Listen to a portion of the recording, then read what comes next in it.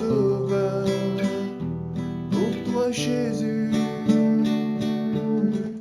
Merci pour ce que tu as fait, tu es si précieux, Jésus mon sauveur.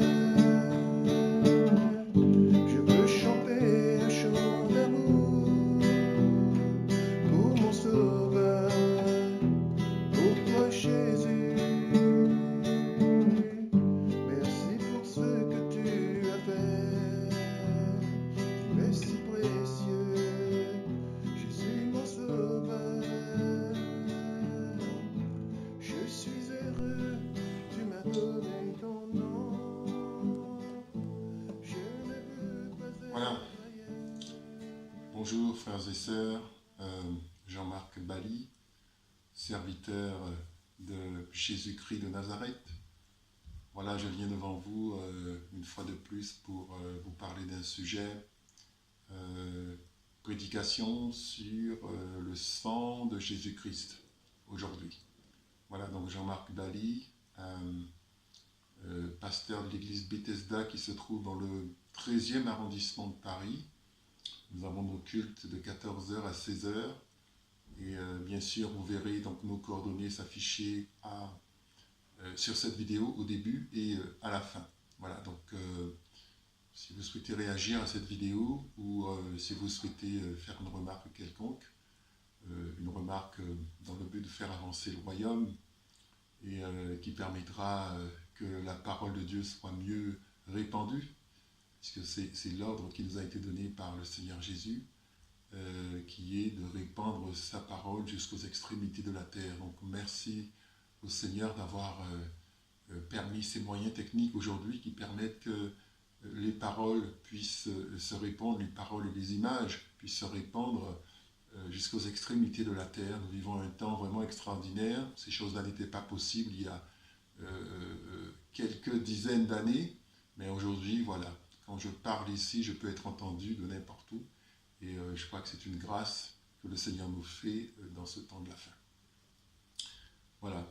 Alors aujourd'hui, on va parler du sang de façon générale, ce que c'est que le sang et ce que le sang représente pour Dieu. Le plus important, c'est de comprendre la valeur du sang. Bien sûr, nous parlerons du sang de Jésus, le sang versé pour nous, mais c'est afin de comprendre tous les impacts et toutes les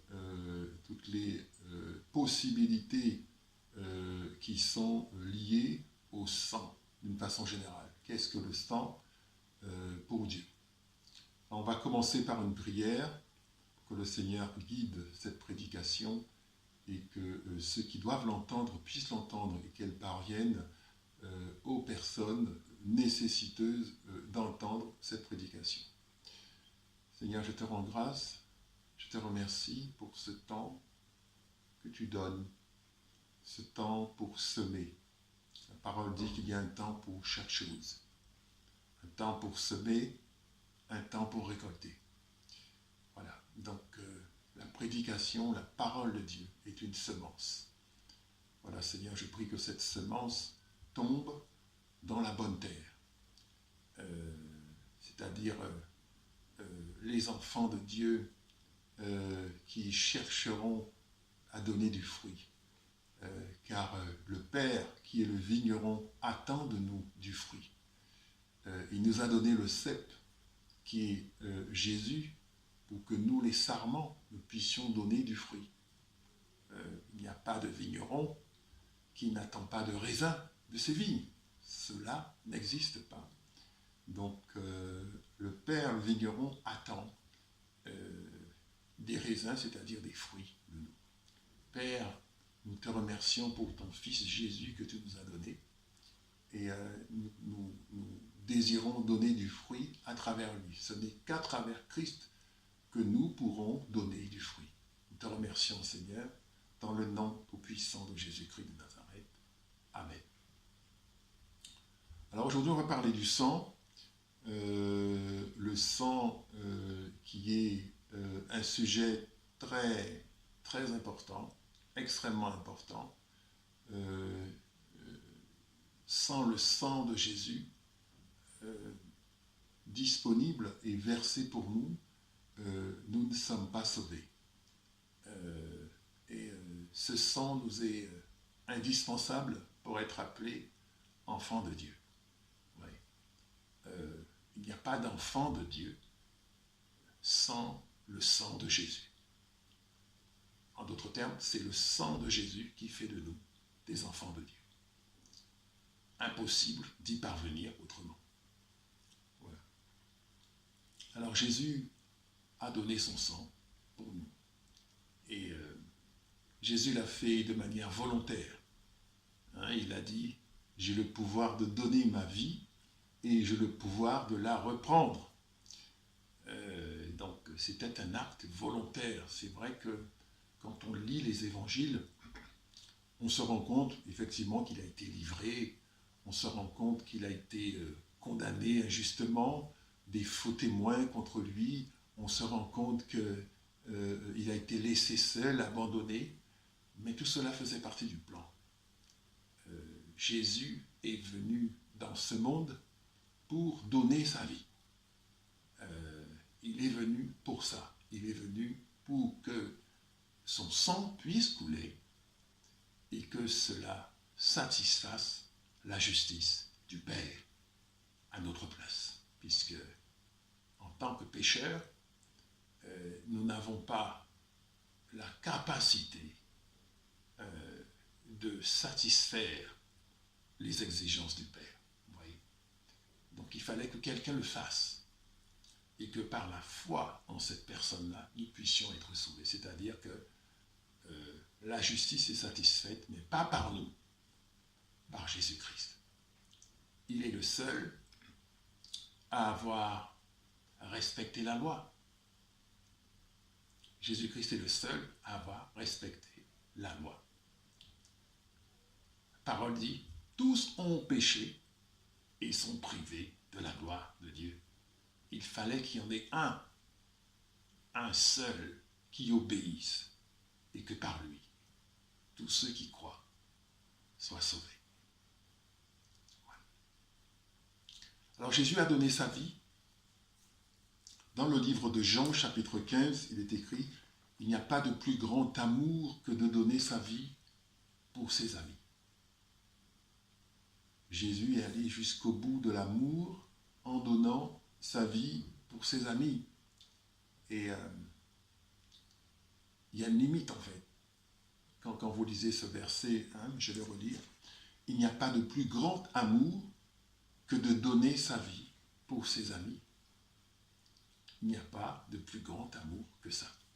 Ça veut dire, l'amour ne peut pas aller plus loin que ça.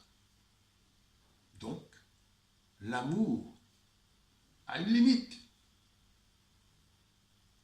L'amour a une limite. Donner sa vie pour la personne qu'on aime, c'est-à-dire accepter que son propre sang soit versé pour la personne qu'on aime, c'est la limite de l'amour. On ne peut pas aller plus loin. Frères et sœurs, je veux parler ici de cette croix qui est l'acte posé par Jésus-Christ pour nous, un acte rédempteur. Il n'y aura pas d'autre croix. Pourquoi la prédication est-elle si importante ? C'est parce que nous vivons un temps, comme je vous ai dit au début, important, spécial, où la communication est vraiment va à tout va, où la parole de Dieu peut se diffuser très facilement et très loin. Ce n'est pas une possibilité qui nous est offerte comme cela. C'est parce que le Père sait que c'est utile et que c'est important que des gens, où qu'ils soient, puissent entendre parler du Seigneur. Alors l'amour ira jusqu'à un certain point. On n'ira pas plus loin. L'amour n'ira pas plus loin que la croix, que le sang de Jésus versé. Il y a une limite. Vous voyez, c'est un peu comme au temps de Noé. Il y a un moment où Noé, il a prêché pendant des années, des années. Personne n'a écouté. Noé parle de Dieu, demande aux hommes de se repentir. Et on se moque, on parle mal, on ne s'occupe pas de lui. Noé est traité de fou. Et Noé obéit. Il est le seul de sa génération à poser des actes qui plaisent à Dieu, c'est-à-dire l'obéissance. L'obéissance, la clé. Et à un moment donné, le Seigneur va dire, eh bien stop, les animaux vont être sauvés. Les animaux qui, prétendument, n'ont pas de conscience comme les hommes, mais le Saint-Esprit va faire qu'ils seront conduits vers cette arche, n'est-ce pas? Tout ça, c'est très symbolique. Mais les hommes, livrés à leur propre jugement, ne seront pas sauvés. Et qui va fermer la porte de l'arche? C'est Dieu lui-même. Quand Dieu pose cet acte-là, ça veut dire c'est terminé. C'est fini. C'est-à-dire, les Anglais disent I rest my case. Ça veut dire je m'arrête là. Je n'irai pas plus loin. Je défends pas ma cause plus que ça. Ça veut dire on peut crier, on peut gueuler, on peut tout faire, on peut taper, ça ne marchera pas. C'est trop tard. Alors la prédication, c'est à ça que ça sert. C'est de faire les choses, d'alerter pour que les choses se fassent pendant qu'il en est encore temps. Le temps, c'est une forme de grâce. Les gens disent le temps, c'est de l'argent. Mais le temps, par rapport à Dieu, c'est un temps qui nous est donné pour que nous ayons le temps de nous repentir. Parce que Dieu sait qu'après, ce sera trop tard. Ce ne sera plus le temps. C'est une saison. Nous sommes dans une saison. Saison de la grâce. Les hommes sont tant aimés que Dieu leur donne du temps. Même le pire des hommes, Dieu va lui donner du temps pour lui repentir. Il va le conduire vers des gens qui vont lui parler. Il va entendre la parole.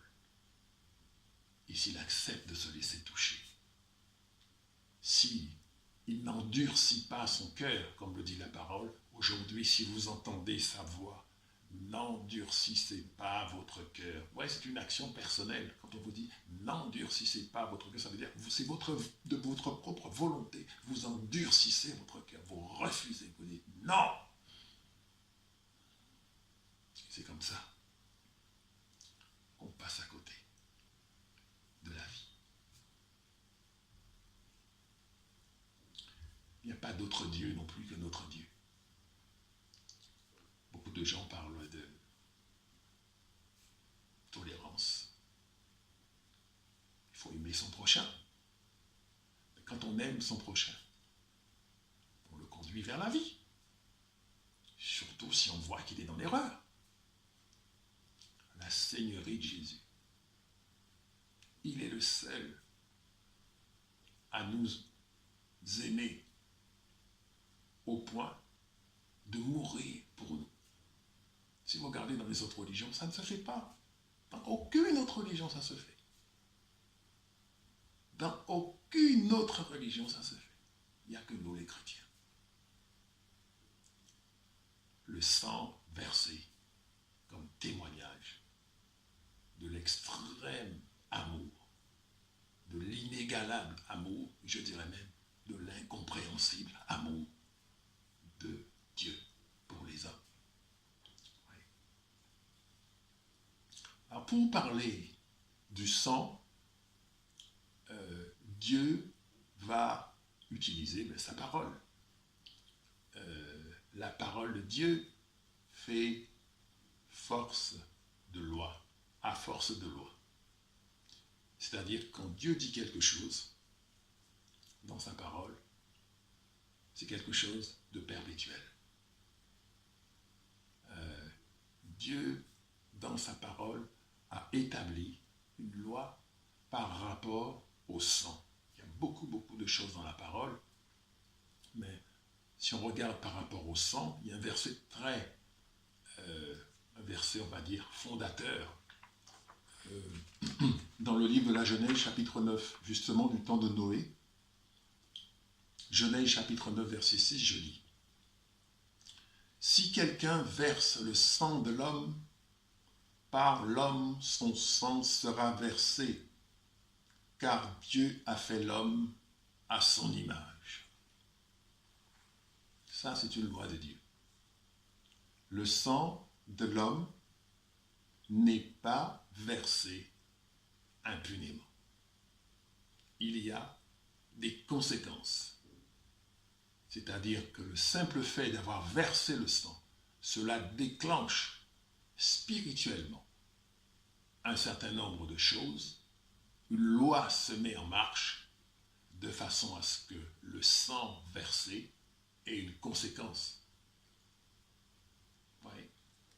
La conséquence, c'est quoi ? Il dit, son sang sera versé. C'est quelque chose de grave. Mais c'est aussi une manière qu'a Dieu de protéger la vie. Il faut protéger, la vie doit se protéger, doit être protégée. On protège la vie de cette façon-là.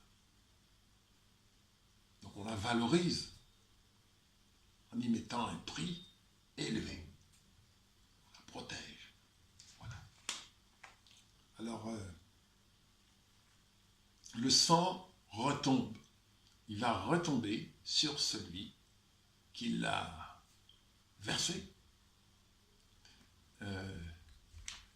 Dans le livre de Matthieu, chapitre 27, il est écrit « Et tout le peuple répondit, que son sang retombe sur nous et sur nos enfants. »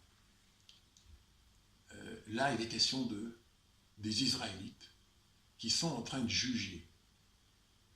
Parce que juger qui? Juger Jésus.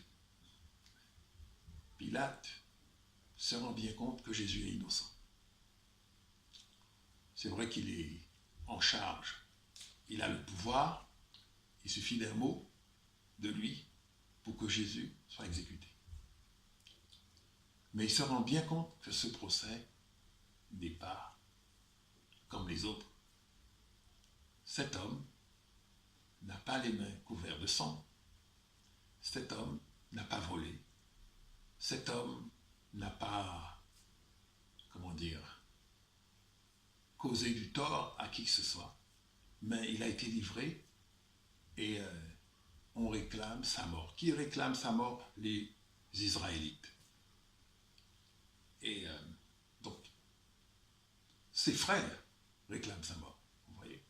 Ses propres frères réclament sa mort. Pilate va essayer de le sauver. Pilate va dire, bon, il suffirait peut-être de le faire flageller, quelques bons coups de fouet, et voilà, ça va aller. Alors on le flagelle. Il prend des coups, Jésus. Il prend des coups pour rien. Enfin, pour rien. Pas pour rien, à cause de nous. Et finalement, on le représente. Mais les Israélites ne sont pas satisfaits. Ils veulent qu'il meure.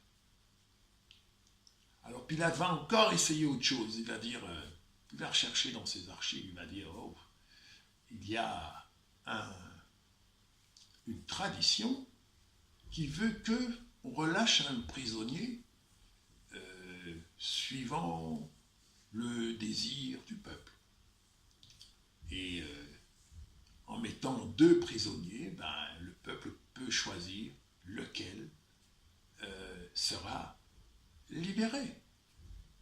Et donc il va chercher le pire des prisonniers qu'il peut connaître. Il va chercher dans sa prison, il va trouver Barabbas. Il va dire, dans la prison, voilà le pire, le numéro 1, l'ennemi public numéro 1, Barabbas. On va le prendre, on va le mettre à côté de Jésus, on va faire jouer la tradition, et certainement le peuple voudra libérer Jésus et condamner Barabbas, parce que Barabbas, c'est le pire. Et contre toute attente, c'est le contraire qui se produit.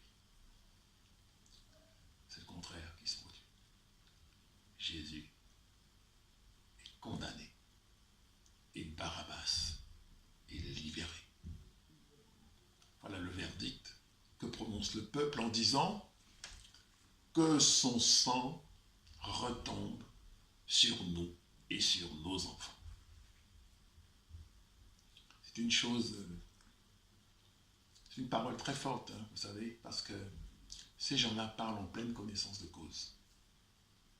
Ils connaissent la parole, pour la plupart, ce sont des Israélites, la plupart d'entre eux ont grandi en ayant connaissance de la parole. Et ils savent que le sang a un effet et qu'il peut retomber. Quand je dis qu'il peut retomber, ça veut dire qu'il peut avoir des effets négatifs. C'est-à-dire qu'une fois qu'on a versé le sang, mais Dieu le garde en mémoire. Et Dieu fera justice. Il fera justice sur vous. Il fera justice sur vos enfants. Il fera justice sur vos descendants. Il fera justice. Dieu est juste. Ces gens-là savent cela. Mais malgré ça, ils refusent de reconnaître l'innocence de Jésus-Christ. Jésus-Christ est la lumière du monde. Et il va être rejeté. La lumière du monde. Rejeté par les hommes. Frères et sœurs, ne vous étonnez pas que vous puissiez, vous aussi, en tant qu'enfant de Dieu authentique, être rejeté par le monde. C'est quelque chose de tout à fait normal. Parce qu'il y a une incompatibilité. Jésus-Christ va aller plus loin, il va dire, sachez que le monde vous hait. Sachez qu'il m'a haï avant vous. Ouais. Voilà. Si vous étiez du monde, le monde aimerait son bien, mais étant donné que vous n'êtes pas du monde, parce que mon choix vous a tiré du monde, le monde vous hait. On a du mal à comprendre ça. Mais c'est la vérité pourtant. Ouais. Donc, le sang de Jésus va être versé et les Israélites disent, on persiste et on signe et on accepte toutes les conséquences qui se manifesteront suite à ce sang qui a été versé. Ouais. Mais, encore une fois, c'était le plan. Il fallait que le sang de Christ soit versé pour que nous soyons sauvés. Alors, il y a des exemples de sang versé dans la Bible. Le plus connu à part celui de Jésus, dont on se souvient très, très volontiers, c'est celui de Abel. Abel, le petit frère de Caïn. Il a été tué par son frère. Il a été tué par jalousie. L'un a offert un sacrifice qui a été agréé de Dieu, Abel. Il a offert un agneau. Et l'autre a offert un sacrifice qui n'a pas été agréé de Dieu. Il a offert des produits du sol. Et Caïn, loin de se remettre en question et dire qu'est-ce qui n'a pas plu à l'Éternel en moi, afin que je le change, eh bien il a regardé son petit frère, son cœur s'est rempli de jalousie et il s'est jeté sur lui et il l'a tué. On va lire le passage, c'est dans le livre de la Genèse, chapitre 4, à partir du verset 8. Il est écrit: Cependant, Caïn adressa la parole à son frère Abel. Mais comme ils étaient dans les champs, Caïn se jeta sur son frère Abel et le tua. L'Éternel dit à Caïn: Où est ton frère Abel? Il répondit: Je ne sais pas. Suis-je le gardien de mon frère? Et Dieu dit: Qu'as-tu fait? La voix du sang de ton frère crie de la terre jusqu'à moi. L'Éternel n'a pas besoin qu'on lui dise ce qui se passe sur la terre, frères et sœurs.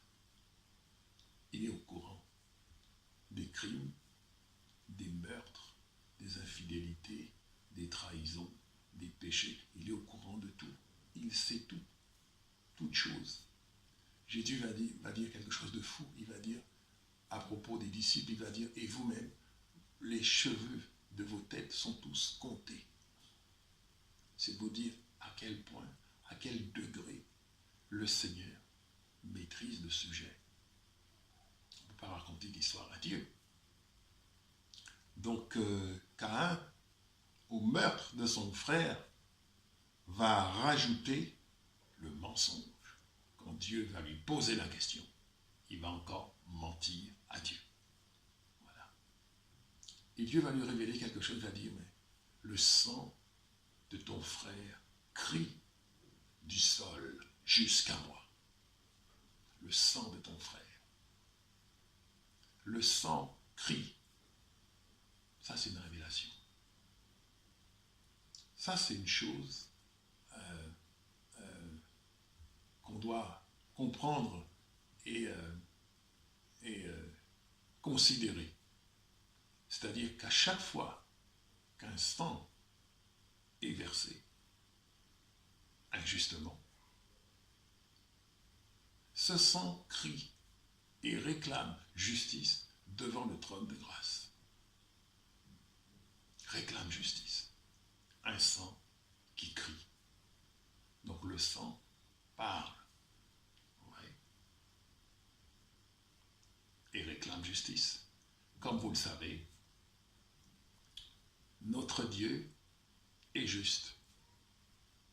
Notre Dieu fera justice. Ça, c'est une constante. N'essayez pas de croire que Dieu fera des choses injustes parce qu'il est tellement amoureux, tellement compatissant. Non, il sera toujours juste. Juste. Voilà. Amen. Alors, suite à cette situation,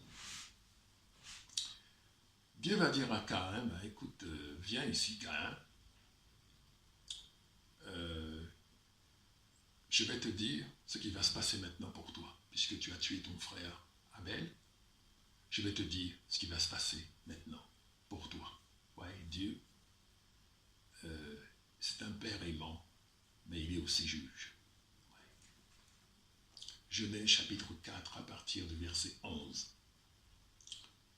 Maintenant, tu seras maudit de la terre, qui a ouvert sa bouche pour recevoir de ta main le sang de ton frère. Quand tu cultiveras le sol, il ne te donnera plus sa richesse. Tu seras errant et vagabond sur la terre. Deux malédictions. Première malédiction, Caïn, tu vas travailler, tu feras des efforts, tu vas lutter, tu vas tout faire pour essayer d'avoir une bonne récolte, mais cela ne marchera pas. Moi, Dieu, je vais maudire ton travail pour qu'il ne te donne pas les fruits que tu en attends. Pourquoi?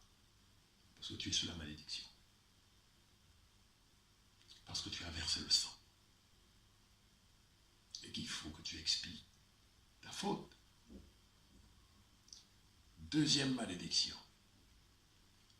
L'instabilité. Tu vas errer. Tu vas aller à droite. Tu vas aller à gauche. Tu vas commencer quelque chose, ça n'ira jamais au bout. Tu vas recommencer ailleurs. Ça va être la même chose. L'instabilité. Et finalement, tu n'accompliras rien du tout. Pourquoi? Parce que moi, je maudis toutes tes entreprises, tout ce que tu fais. Il y a une parole que le Seigneur a dite qui dit, c'est la bénédiction de l'Éternel qui enrichit.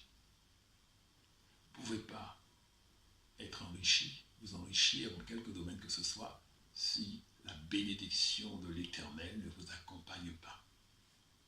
C'est la raison pour laquelle Jésus va dire, cherchez d'abord le royaume des cieux et sa justice, et tout cela vous sera accordé.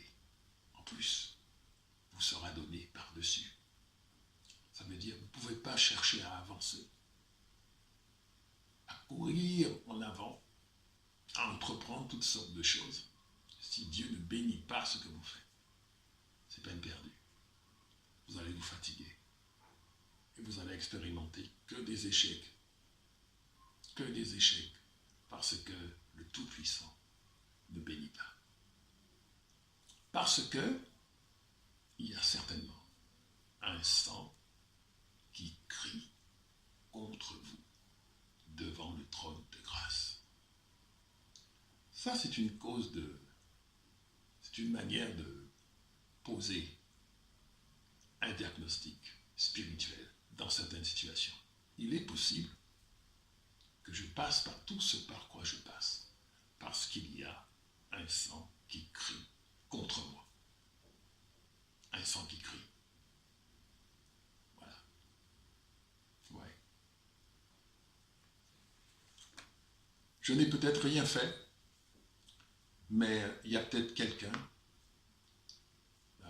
pour avoir de l'argent, pour avoir une position, pour réussir dans la vie, matériellement. Mais qu'est-ce qu'il a fait? Il a tué. Il a versé le sang.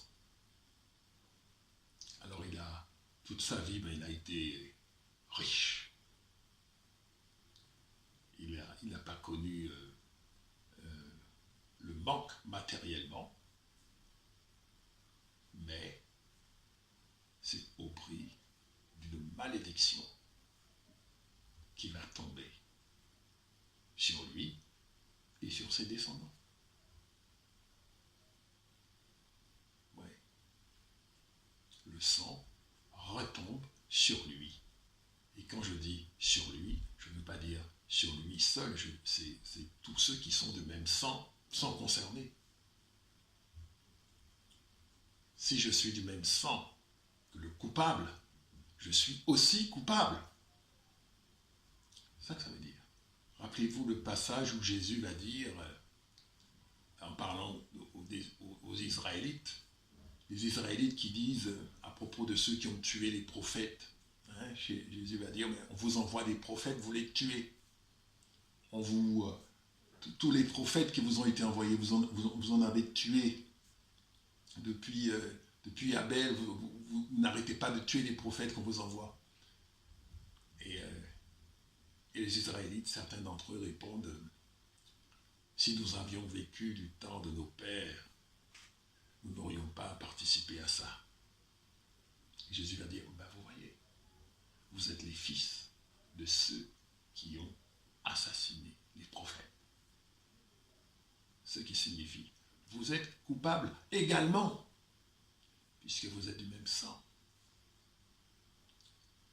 C'est ainsi que Dieu voit les choses, frères et sœurs. Je ne peux pas me lever et dire par moi-même que je suis innocent. Mon innocence à moi dépend de ce que mes ancêtres ont fait, de ce que ceux qui ont le même sang que moi ont fait. Je suis lié et solidaire de leur action. Devant Dieu, je porte également la responsabilité. Donc le sang qui crie peut retomber sur moi. Peut retomber sur moi. Ouais. Donc ça, c'est des questions à poser au Seigneur par rapport à sa vie, par rapport au passé. Vous savez, le Seigneur est tellement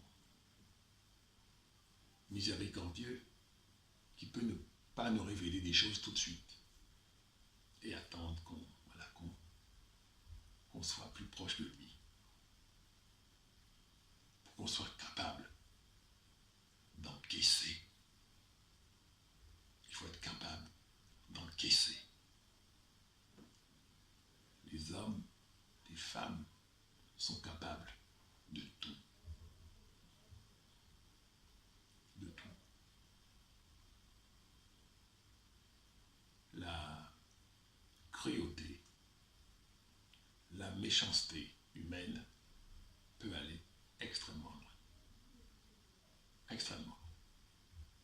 En particulier, lorsque les personnes qui posent ces actes trouvent autour d'eux d'autres personnes qui les encensent et qui leur disent que c'est normal parce que tout le monde le fait.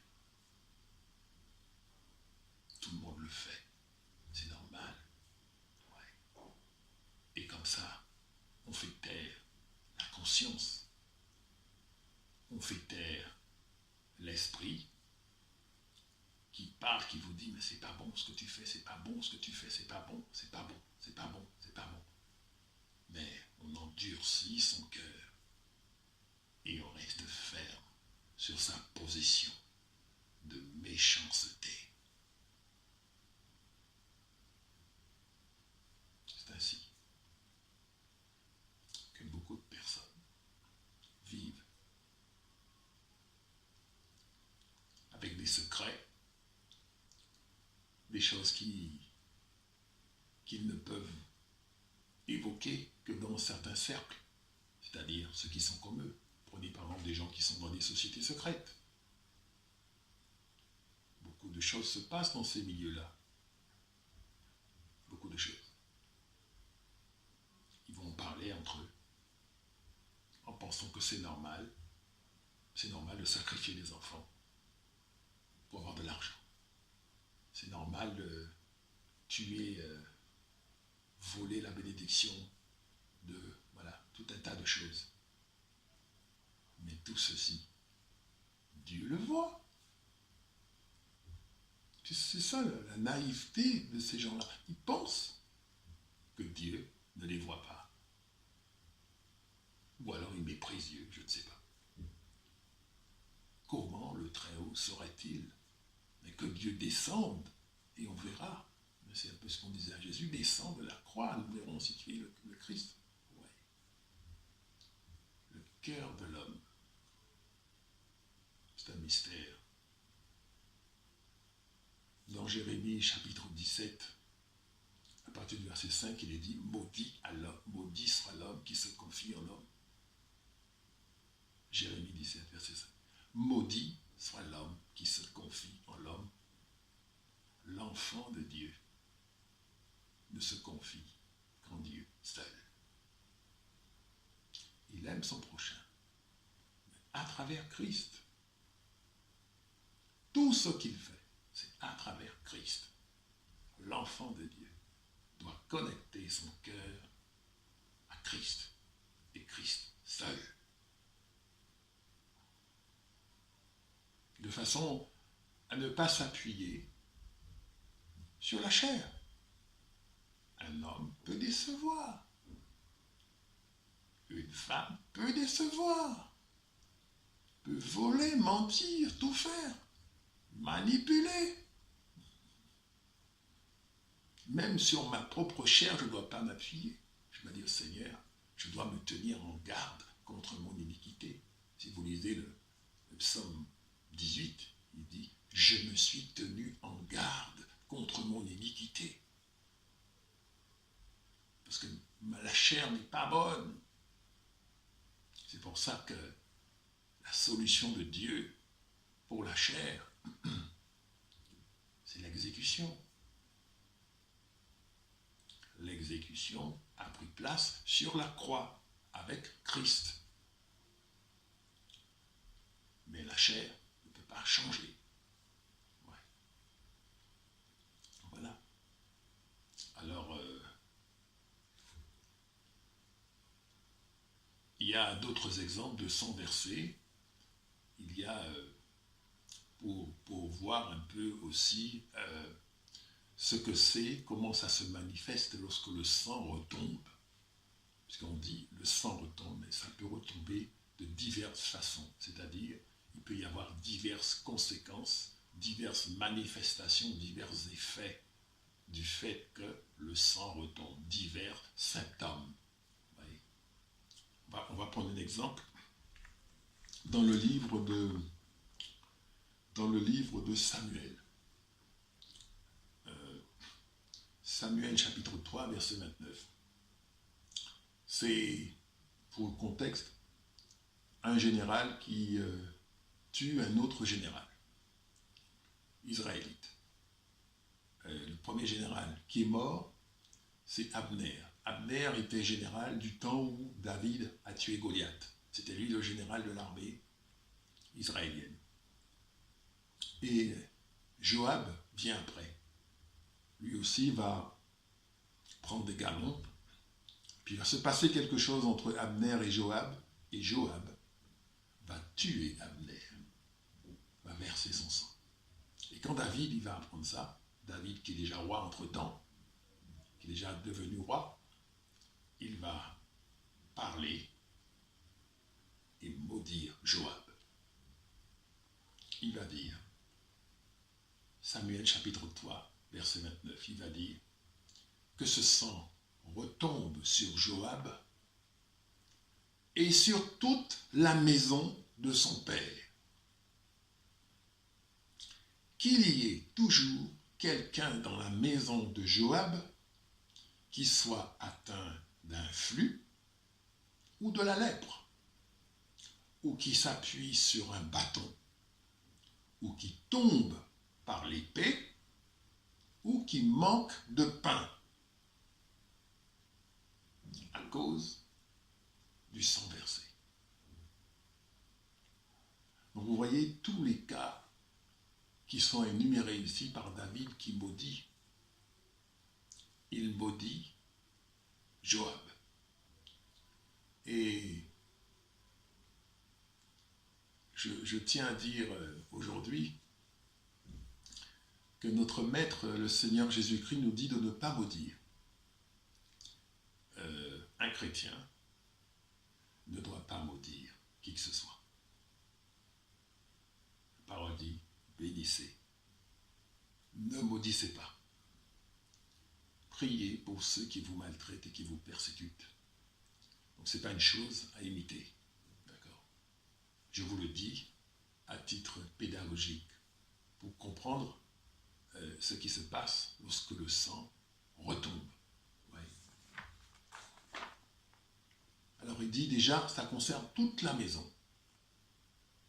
Toute la maison de son père. Son frère, sa sœur, ses enfants, ses oncles, etc. C'est le sang, c'est le même sang qui est condamné à travers Joab. Il va dire,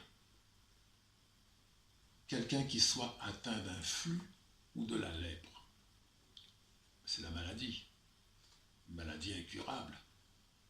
Vous allez voir le médecin, il vous explique qu'il a déjà tout fait, mais que ça ne, la plaie est incurable, la maladie est incurable. Oh, vous êtes soigné, on vous soigne. Mais le problème, il n'est pas médical, le problème, il est spirituel.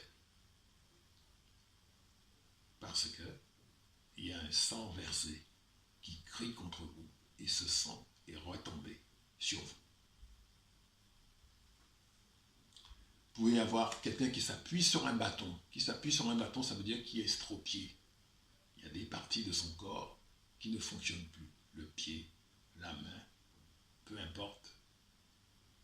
Perdre un œil, tout un tas de choses qui peuvent se passer contre ceux sur qui un sang qui crie retombe. Donc si vous avez dans une famille où de telles choses se produisent souvent, il est fort probable que ce soit un sang qui crie contre cette famille et que le sang retombe de cette manière-là. Ouais. Qui tombe par l'épée, c'est la mort carrément. Des morts dans les familles. Quelle que soit la manière dont survient la mort, accident, maladie,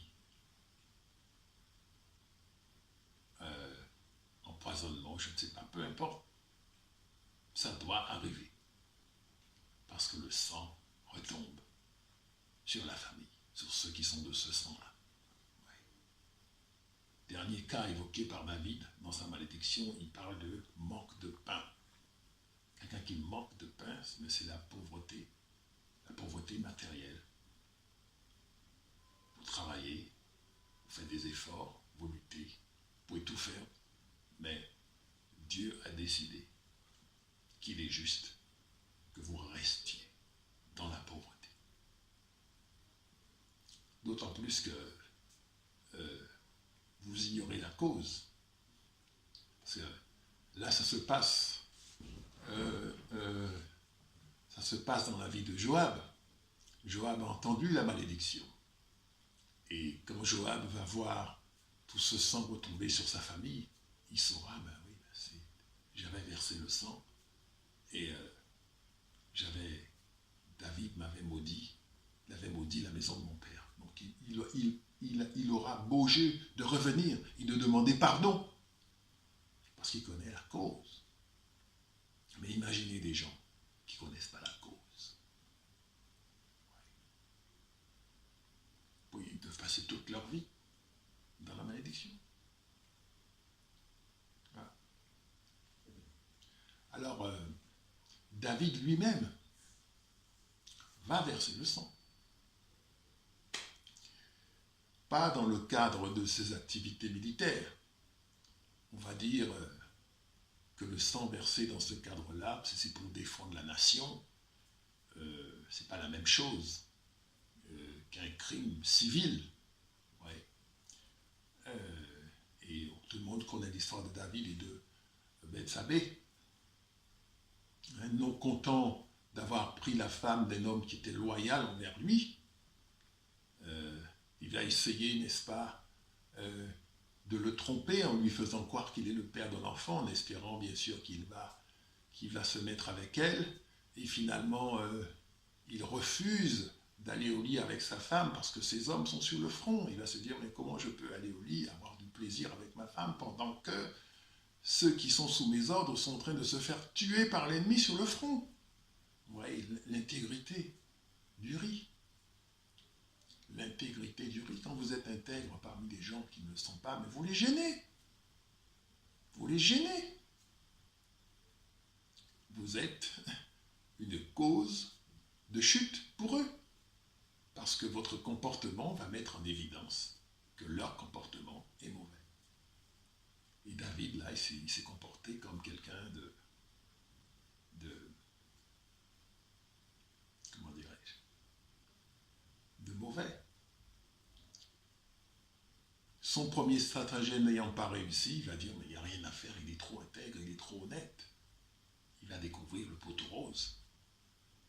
Et on ne veut pas que vous découvriez le poteau rose. Ce monde est plein de secrets, plein d'abominations cachées. Les enfants de Dieu qui sont lumière. Mais quand ils se baladent dans le monde comme ça, ils vont découvrir tout un tas de choses. Ils vont découvrir des poteaux, avec X à la fin, des poteaux roses. Et on ne veut pas qu'ils découvrent les poteaux roses. Alors qu'est-ce qu'on fait? Quand on leur a déjà bien fait comprendre qu'il ne fallait pas qu'ils aillent dans telle ou telle voie, dans telle ou telle direction, qu'est-ce qu'on va faire? On va essayer de les tuer. Et David, froidement, va décider de tuer Uri. Il va donner un ordre à Uri en disant, écoute, tiens, je te donne ça, tu donnes ça à Joab qui est sur le front, et tu vas lui remettre cette lettre. Et dans la lettre, il est écrit de le placer sur le front, au plus fort de la bataille, pour qu'il meure. C'est un crime volontaire. Ouais. Voilà. Donc, David verse le sang. Et quand Dieu va lui révéler ce qu'il a fait, qu'il va réaliser le côté abominable de ce qu'il a fait, il va prier, il va se repentir. Hein, on connaît le psaume 51. Le psaume 51 qui est un psaume de repentance de David. Hein, je vous lis un extrait du psaume 51. Psaume 51, à partir du verset 13, il est écrit « J'enseignerai tes voies à ceux qui les transgressent, et les pécheurs reviendront à toi. » Dieu, Dieu de mon salut, délivre-moi du sang versé, et ma langue célébrera ta miséricorde. Seigneur, ouvre mes lèvres, et ma bouche publiera ta louange. Vous voyez? Donc David aussi a besoin d'être délivré du sang versé. Et vraisemblablement, au moment où je parle, beaucoup d'hommes et de femmes ont besoin d'être délivrés du sang versé et des conséquences. Si vous prenez le cas de David, il a perdu 4 enfants. Pas tout de suite, dans le temps. C'est-à-dire à chaque fois, tous les 5, tous les 10 ans, à chaque fois, et même le dernier, Absalom, qui est adulte, va chercher à prendre de force le royaume. On va être obligé de le tuer. Ces 2 enfants, l'un va violer l'autre. Tamar va être violée par un frère. Beaucoup de choses se passent dans les foyers. On peut accuser les enfants. Mais très souvent, c'est les conséquences des actes des parents qui retombent sur les enfants. Et il est dit que l'épée ne devait pas s'éloigner de la maison de David. David avait dit, quand Nathan est venu le voir, il lui a dit, ben, écoute, ce que tu as fait, le Seigneur n'est pas content. Et lui-même, il avait rendu un jugement en disant, quand on lui a raconté l'histoire, pas de façon directe, mais de façon un peu en parabole, en disant, il y a un homme riche qui a pris la brebis d'un homme pauvre, et alors qu'il a plein de troupeaux. Est-ce que vous croyez que David n'avait pas de femme? David est roi d'Israël, il a toutes les femmes, les plus belles femmes du pays, à ses pieds dans son lit, je ne sais pas, n'importe où. Mais il faut qu'il aille chercher la femme de quelqu'un qui est à côté. C'est comme ça. Voilà. Donc le Seigneur va dire, écoute David, tu seras roi, tu vas continuer à être roi. Mais je vais te corriger. Et je peux vous dire qu'il a été corrigé. Voilà. Il est devenu un homme très, très, très soumis à la volonté du Seigneur. Bien souvent, frères et sœurs, le Seigneur est obligé de corriger. Et s'il ne le fait pas, ça n'ira pas. On parle de la dureté de Dieu. Moi, quand je lisais l'Ancien Testament avant, je disais, waouh, le Seigneur, il est dur, Dieu est dur. Ouh là là, mon Dieu, toutes ces tueries, ces guerres et tout ça. Il y a une raison à ça. Il faut que Dieu sévisse à des moments donnés. Sinon, les âmes vont partir dans toutes sortes de directions. Il a été obligé de faire le déluge. C'est à cause des âmes. Vous croyez que ça amuse Dieu de tuer, de punir, de châtier? Ce n'est pas un amusement, ce n'est pas un plaisir pour lui. Ce n'est pas une joie pour Dieu de faire ça. Mais nous les hommes, nous sommes si terribles et si désobéissants qu'il est obligé de prendre des mesures et de punir. Et surtout que sa parole soit respectée. Vous avez des enfants. Il faut que votre parole soit vraie. Si vous dites, si tu fais ça, je vais te punir, quand l'enfant pose là, il faut le punir. Comme ça, il sait que quand vous parlez, c'est vrai.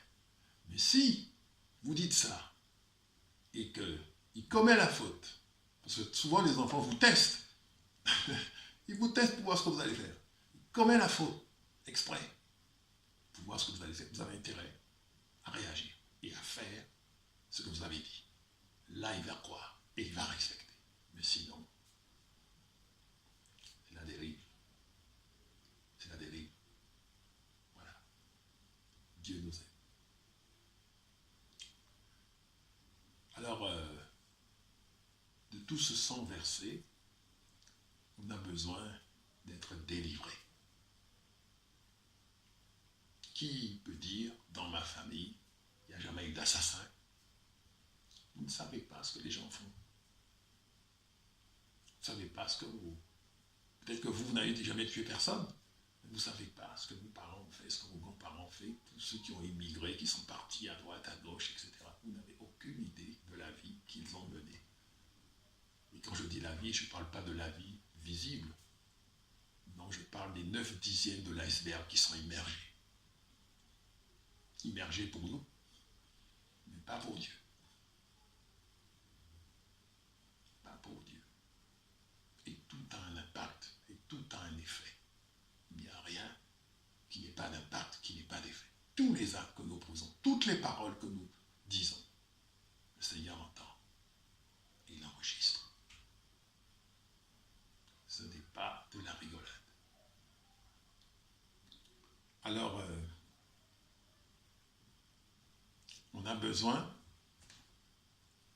d'un autre sang qui va crier pour nous devant le trône de grâce. On a besoin du sang de Jésus. Je parle aujourd'hui du sang versé, mais pour tout péché, la parole déclare, le salaire du péché, c'est la mort. Pour tout péché, la gravité est telle que pour payer le prix de l'offense, il faut la mort de quelqu'un. Tellement c'est grave. Ouais. Il y a un autre passage qui dit, dans Hébreux chapitre 9, verset 22, « Et presque tout d'après la loi est purifié avec du sang. Sans effusion de sang, il n'y a pas de pardon. » Vous voyez la dureté et la hauteur des standards de Dieu. C'est pour ça que Jésus a été le seul à être capable de respecter ça. Et nous avons désespérément besoin que Jésus prenne sur lui toutes les conséquences du sang que nous avons versé, que nos parents ont versé. Parce que nous sommes le même sang, c'est la même chose. C'est pour ça qu'il fallait que le Fils de Dieu meure. Sinon, dans sa justice, le Père m'a dit qu'on n'est pas sauvé. Quand Jésus était sur la croix et qu'il a terminé la mission, à très peu de temps avant sa mort, je dirais sur la ligne d'arrivée, le sprint final, ensanglanté, dégoulinant de sang, moqué, insulté, traité de tous les noms, mais conscient. Conscient. Il va dire, tout est accompli. Ça veut dire, le prix fixé par le Père pour payer la faute des hommes a été payé. Entre tes mains, je remets mon esprit. Et boum, il va s'en aller. Quel parcours, quelle victoire. C'est un aspect de la croix qu'on ne comprend pas toujours. On voit le côté cruel de la croix, le sang, la souffrance. Oui, mais la croix est d'abord un acte d'amour de Dieu envers les hommes. Il a donné son Fils unique, ce qu'il avait de plus précieux, pour que les gens comme vous et les gens comme moi soient sauvés. Désormais,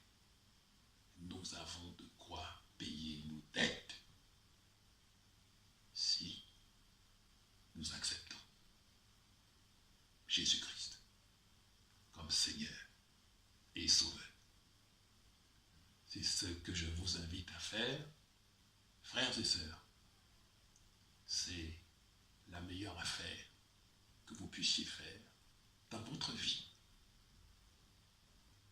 Le bon deal à faire, c'est d'accepter Jésus-Christ comme Seigneur et Sauveur. Et là, on entre dans la justice. Devant le Père, on est justifié. Voilà. Je vous remercie de votre attention. Nous allons poursuivre ce développement sur le sang de Christ dans une prochaine vidéo.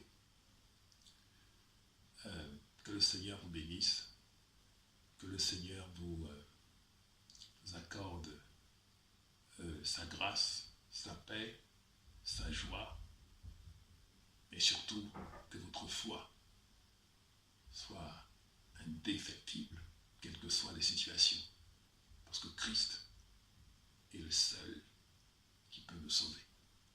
Il est le seul qui donne un sens à notre vie. Il est le seul qui parle pour nous. Son sang parle pour nous devant le trône de grâce. Pendant qu'il y a des sangs qui nous accusent, le sang de Christ parle et crie plus fort que les autres sangs. Nous verrons cela dans une autre vidéo. La suite.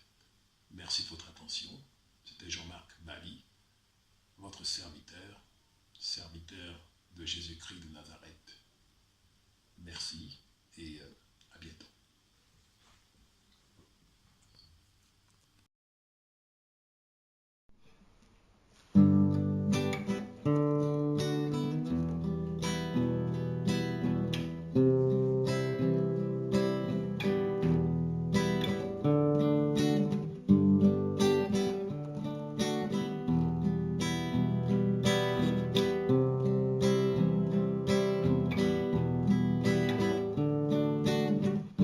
Je veux chanter un chant d'amour pour mon sauveur, pour toi Jésus.